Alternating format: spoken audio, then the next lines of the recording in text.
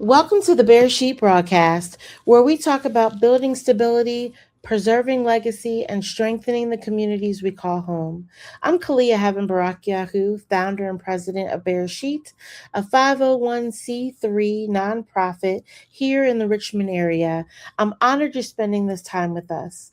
This show is a space for real conversations about homeownership, financial well being, life decisions, and the choices that shape our family's future.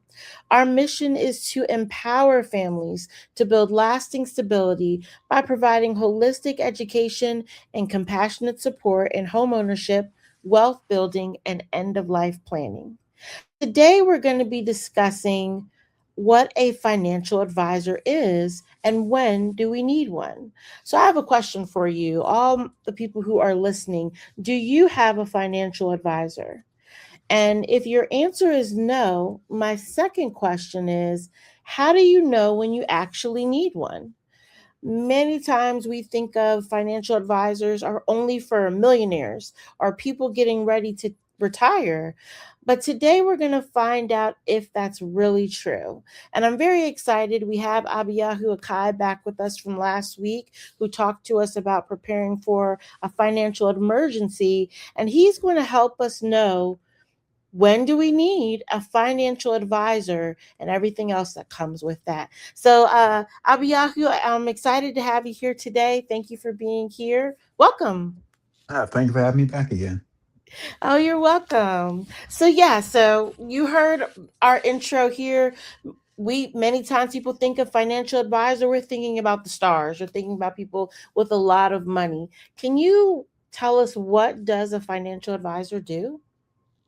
Yes, and this is a little bit of I'll say this. Some people use the terms financial planner and financial advisor interchangeably, but just overall speaking, a financial advisor kind of refers to like a broad term of professionals who can help with financial guidance.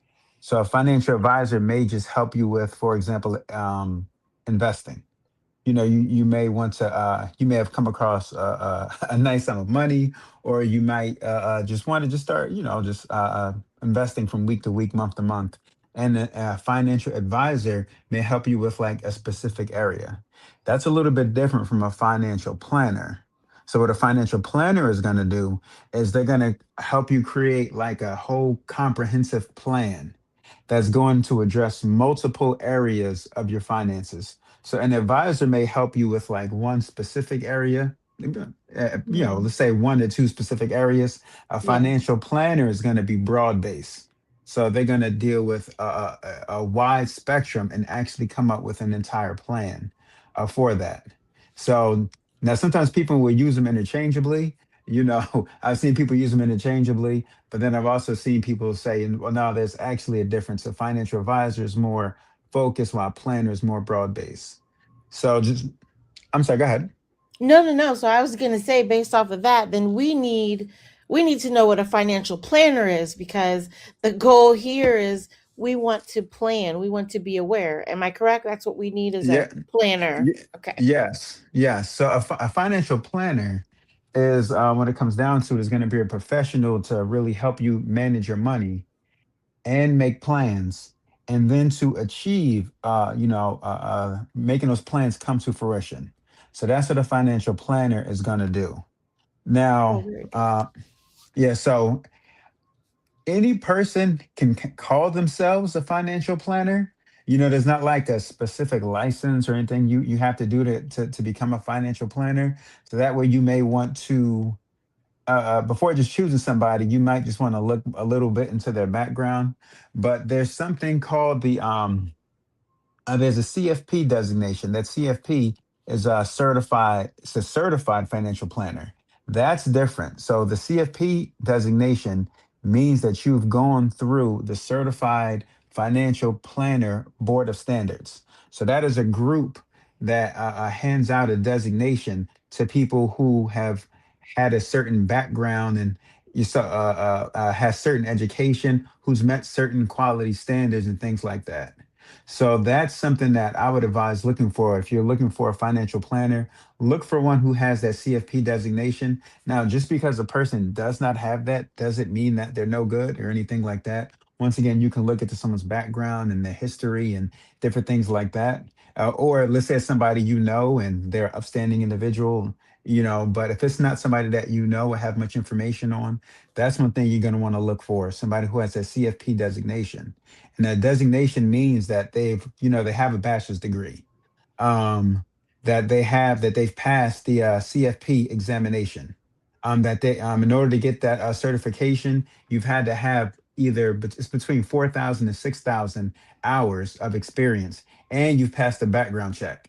So just having that designation, just allows you to know that the person who you're dealing with does have a certain level of education and experience behind them. So, when we are looking for a financial planner, do we just go and Google it? Like, is there a site for financial planners? How do we find one? Oh, a lot of different ways to do that. One way you said you could just Google it, see who is near you. You can look at, sometimes people may have certain ratings or something like that. And then what you also want to do is you want to see how they charge as well. So you got different ways where they charge. So it's normally three ways that the financial planners will charge. One is a fee-based planner, one is a commission-based planner, and the other one is fee-only planner. And it's going to come down to your personal preference. So like a fee-only, let's say only thing you need is a financial plan. That's all you need. Then if you go to a fee only, they may charge, just given the range, it could be 1,000 or 5,000. It just depends, on the individual, because planners with different amounts of experience or location, or their rates may depend on certain things like that, like where you live or their experience, or even the clients they're dealing with. And so let's give a range, let's say 1,000 to 5,000. If all you need is a comprehensive financial plan, they may say, I charge this flat fee, and it might be within that range. You pay them and they'll just come and they'll give you, exactly what you asked for. Another way they charge is hourly. So let's say that could be a range of, just throwing some numbers out there, maybe $200 to $500. So you might have questions for them. You might want them to do certain things, and that's the rate that they charge. Another way that they charge that's fee only is called assets under management, or AUM. And that'll often be a percentage of the amount of money that they're managing. So, for example, they may charge between a half a percent, even up to, like, let's say, a percent. And if you have like $1 million, that they're managing, then they're going to charge you a percentage of what they're managing. So that will be a fee only type of a financial planner. You have a commission based planner, and a commission base is one who, when they sell products, they receive a certain amount of commission on the products that they sell. And so you you may not necessarily be paying them, for the time that they're putting in, but when they sell certain things, they're going to get a commission based upon certain things that they sell. And then the last one, so the first one was fee only, the second one was commission based, the last one is fee based. And that one's almost like, it's almost like a mixture. It's almost like a combination of the two. So they may charge, I'm throwing some numbers out, 1,000 or 3,000 for planning. Plus, they'll also earn commissions on products that they sell. So another part is going to come down to what you're looking for. If you know exactly what you're looking for, if you're like, all I need is a comprehensive financial plan, or all I want to do, I just want to throw out some questions and talk to somebody for an hour, then you would want to go with a fee only planner in a situation like that. So it's going to kind of come down to what you're looking for, and there's a lot of different planners who provide different things. But what's going to come down to is what you're looking for, and also who you're comfortable with. Like sometimes I've seen people where they just talk and understand each other. I've seen two people where they talk and they just don't understand each other. And it's not that one is doing something wrong. I just see people where, for whatever reason, they kind of talk past one another. So that's another thing you want to do as well. You want to be able to speak to somebody who you're pretty comfortable with, and who, as you're speaking to them, you can understand them and they can understand you. So, so that's really good. There's a lot of different ways to pay for the financial advisor. It makes me think, when do we need to start our financial planner, excuse me, when do we need to start enlisting a financial planner? Is this when I'm preparing for retirement? Is this when I'm opening up my first bank account? What do you see and recommend? Well, a great thing about a financial planner is they help you with so many different things. I mean, a financial planner can help you with budgeting, like tracking your income and expenses. They can help you with saving and investing, which will help you build wealth over time. They can help you with retirement planning. They can help you with tax planning. They can help you with your insurance planning. They can help you with estate planning. They can also help you plan for college. So, some will recommend once you get that first job, it would be, and you start making real money. I'm sorry, when I say first job, not when you're like a teenager still in high school, but once you get like that first real job, Okay. not like a little, Right. at You have that point. benefits, maybe, Yes, you're working 40 yes, hours, probably, those type of yes, things. Mhm. yes, that first so-called real job. Right. Mhm. That's when someone recommend to go ahead and start working with a planner, because a lot of times people think, well, I'm really young right now. I don't really need a planner right now. I'll think about that when I get older. But one thing a lot of people don't think about is when it comes to saving, your greatest ally and your greatest friend is time. So it would be nice if I had some of these numbers ahead of me, in front of me. But there's examples to show. I'm just making this up. This isn't a real example, just making this up. But there's examples of a person saving like $1,000 a year, $5,000 a year for 10 years, and then they stop. So they save like 5,000 a year for 10 years from when they're 21 years old to 31 years old. And then the money just grows, by itself from 31 to 65. And then there's another example where a person, they don't even start until they're maybe 45, and then they're putting in like 20,000 or something like that from 45 to 65.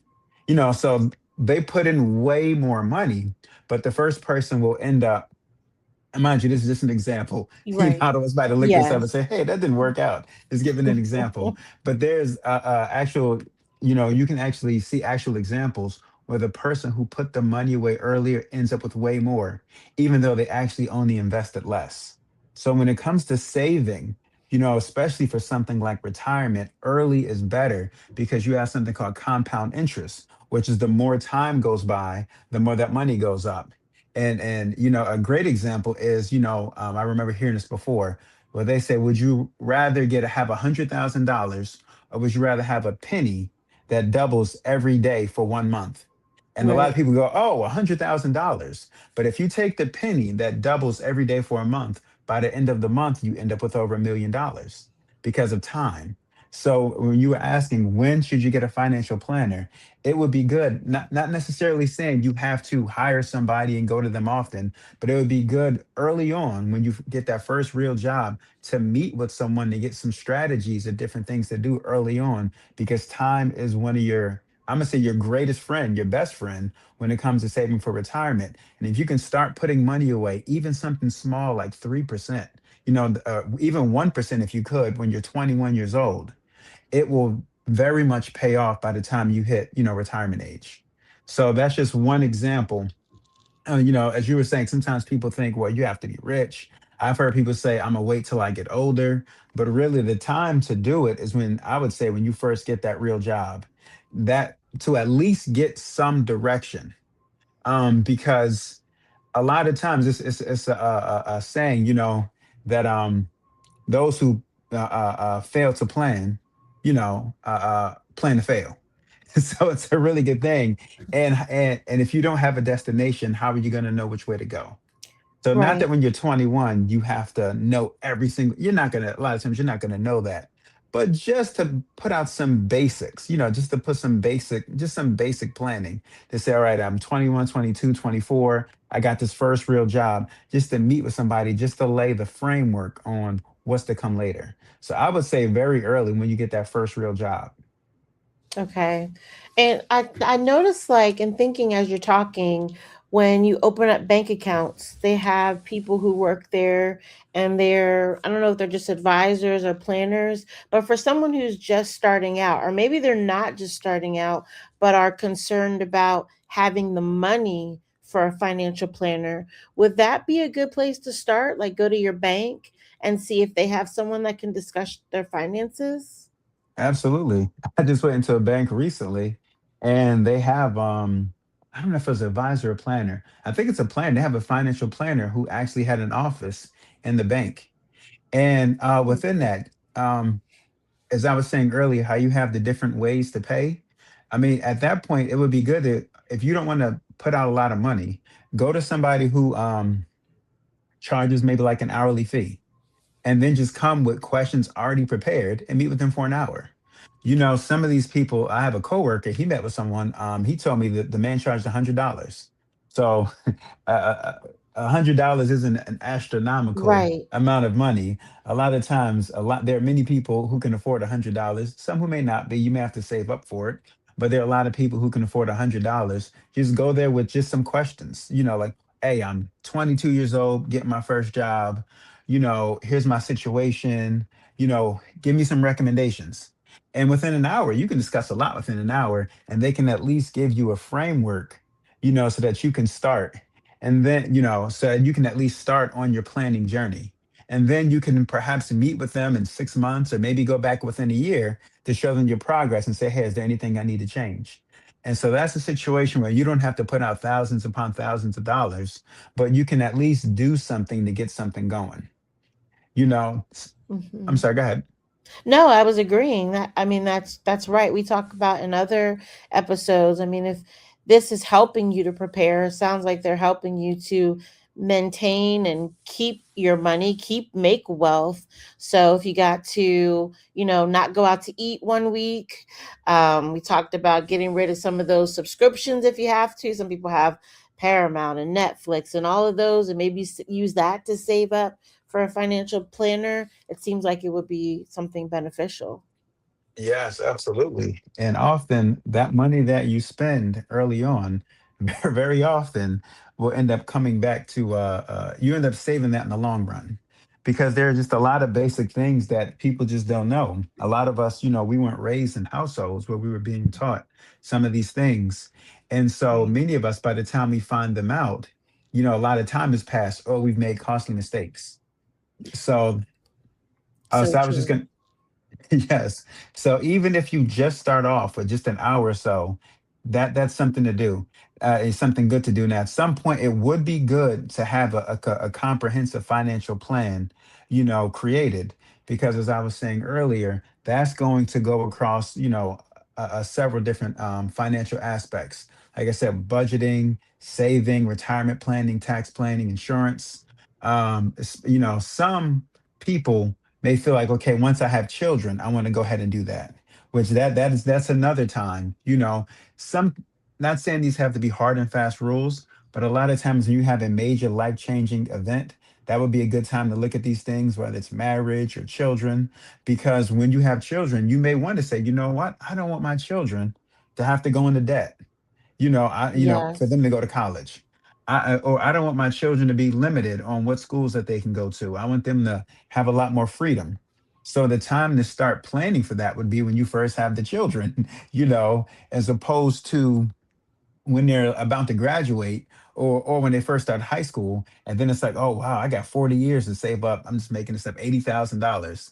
Where if you could have started earlier, you could have been putting away money the entire time. So sometimes when you have these major life-changing events, whether it's marriage or whether it's having children, that's another time to take a look at these things. But I would definitely say the earlier the better, because there are some times where we make mistakes and we don't recognize or realize we're doing something wrong. And it's always better to stop a mistake sooner rather than later. And you made some really good points because a lot of the things you mentioned, college, marriage, first job, which sometimes equals, your first house, you maybe a better car. Those are all big ticket items, all life changing experiences. And you're right. Many times we go into it and we're just doing what we see. Something comes up and then we're like, oh, let's pivot, but we don't actually have a plan. Maybe some do, but I know a majority of people don't. So this sounds like a really good idea to really be maximizing how we're using our money and having some direction. Yes, absolutely. Because there are a lot of times where people find out information too late. A Yep. person, they're saving for retirement and they're like, hey, I'm saving for retirement. I don't need to see a planner. I'm okay because I'm saving. And then they get, to about retirement age and they end up finding out that they didn't save nearly enough. Mm, And that or they were saving but they were investing in the wrong things. They were buying, let's say for example, they were putting their money in CDs, or maybe bonds, and these things are growing at 2 to 4%, where had they invested it into the market, and of course the market is not guaranteed to grow at any type of rate, but on average it's grown about 10% year over year. If you go back to I forgot when it was. I think it's like after World War II or something like that. On average, it's grown by an average of about 10%. Not that it's guaranteed and it's not doing that every year, but on yeah. average, that's what's going on. So that's a mistake sometimes a person can make where they're like, hey, I am saving, I'm doing all the right things, but they're not doing those things in the right way. That's why it's good to have an advisor, because one thing an advisor is going to do is one of the first things that or I said plan, excuse me, one of the first things a planner may do, they're going to ask you, what are your goals? Because how do you know how much to save if you don't know what you're saving for? So Yes. that's one thing. Many ask you, what is it that you want to do? Even with something like retirement, for example, what do you want to do when you retire? Do you want to travel? Do you want to have all your debts paid off? Do you want to be able to leave money for heirs? Do you want to not retire? Do you want to just keep on working? So all of these things are important because they're going to use this information in order to make a plan that's specific for you. So you see, what takes place sometimes is people will talk to friends and family and they'll find out what they did and then they'll implement it for themselves. And that's fine to an extent, but that person had a plan for them. That plan may not work for you because you may have two totally different goals. The family member you spoke to, they may say, when I retire, I just want to just stay home. I want to walk around the neighborhood. I don't want to go nowhere. I had a job where I traveled all the time. You, on the other hand, may have never gone anywhere and you want to travel. You may have never traveled past, out of your state. So when you retire, you want to travel around the world. So well, that means you're going to need more money than they're going to need. So applying their plan is not going to work for you.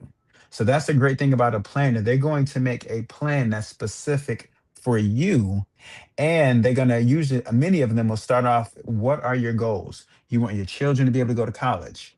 Well, like I said, you want to be able to leave a large sum of money to this charity, which is so important to you.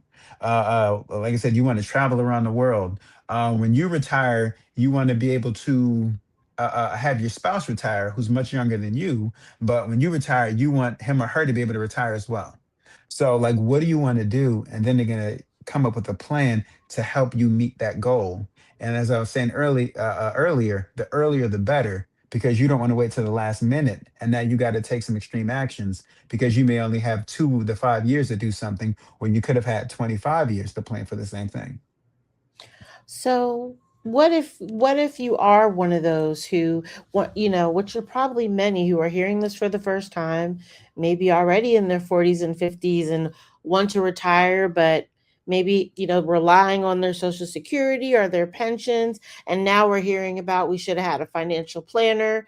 Is it too late to go now? And that what if we don't have lump sums of money to put away every month for retirement? Is it still beneficial to see a financial planner now?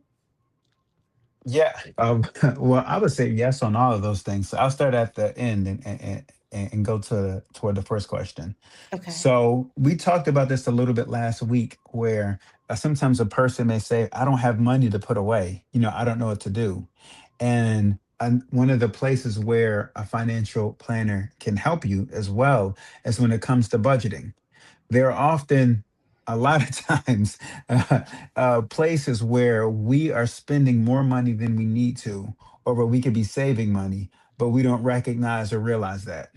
Like for example, there are a Yes. lot of people who like receiving that big old tax refund at the end of the year.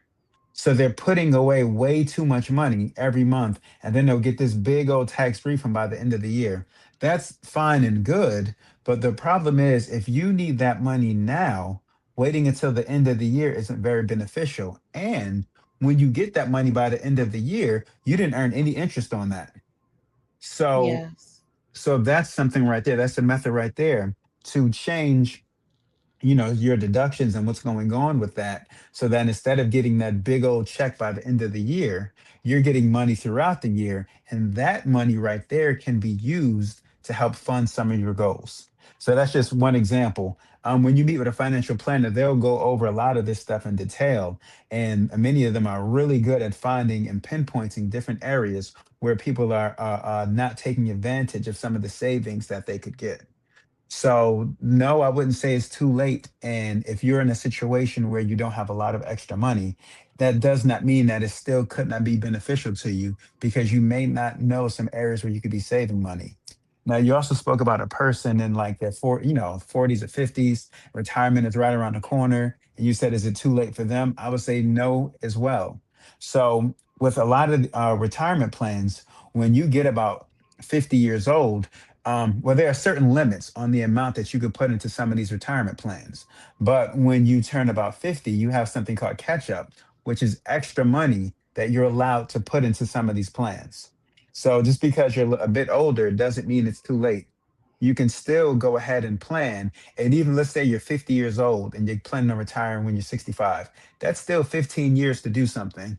And that 15 years could still be very beneficial.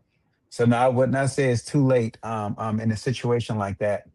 And sometimes I watch videos of different people who've I'll say I watch certain videos of I've seen a few of these of people who are retirement age or elderly people, and they'll be saying things like, I can't retire. I'm in a place where I got to keep working. So just giving an example, one of the people in this video, she had a 401k, and she cashed out her entire 401k to pay off her house. I think what she was thinking was, well, let me not have a mortgage. But by doing this the way she did it, she ended up paying about 40% of it in taxes. So a Mm. huge amount of money went toward taxes. And now she was able to pay off her home, but now the money that she would have had in retirement, she no longer has that. So Wow. yeah, so that was a huge mistake. Where she had met with a planner, it would have been beneficial. So it's definitely a situation where I would say it's not too late, and regardless of where you are, if you can, just meet with someone, because it could be very beneficial. Thank you. I mean, that is very helpful. And I just wanted everyone who's listening, because I know sometimes those thoughts come, well, maybe too late. I don't have enough money. And like you said, you gave a lot of helpful reasons to do it. And even with home ownership, I've seen people come in and they have to make decisions on the spot utilizing their 401k. And listening to what you said, it may be good, even though they're doing it to get them into a home or making that decision to help them, to have a financial planner to advise them on what are going to be the after effects of this decision that you're making. Yes. Yes, So absolutely. we are coming down to the end of this segment. There's so many other questions we could ask you, because this is the information that the listeners need. But are there any closing thoughts, real quick, that you can give us before we wrap up this episode? Yeah, it's a little bit similar to what I said last week. If you don't have a ton of money, if you don't have a ton of resources, do what you can. Because often doing something is better than doing nothing. Don't let the fact that you may not have millions over here and over there stop you and say, oh, what's the point? I can't do anything. Something is better than nothing. And the sooner you can get started, the better. Because as I said, when it comes to saving that money, time is your best friend. So if you have not met with a financial planner already and you have the ability to, I would suggest going out and go ahead and doing that if you can. Thank you so much, Abiyahu, for being here today. If today's conversation gave you clarity, encouraged you in some way, we invite you to connect with us at bearsheetcorporation.org or call us at 844-405-3924. Thank you for spending this time with us today. This is Bear Sheet, building stability, preserving legacy, and strengthening the communities we call home. Join us next time as we continue these conversations that help families move forward with clarity, confidence, and dignity.